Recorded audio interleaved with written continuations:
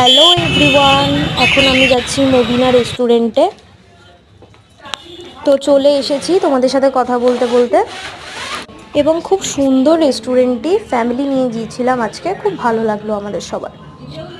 তো আমি একজনকে বললাম যে আমার ভিডিওটা একটু করে দাও, তো তোমাদের সবাইকে দেখাবো বলে একটু শেয়ার করার জন্য ক্লিপগুলো নিলাম। তো জানিও কেমন লাগলো তোমাদের ভিডিওটা, কমেন্ট করে আমাকে জানিও। তারপর আমাদের আস্তে আস্তে একটা একটা করে অর্ডার চলে এলো খাওয়ার।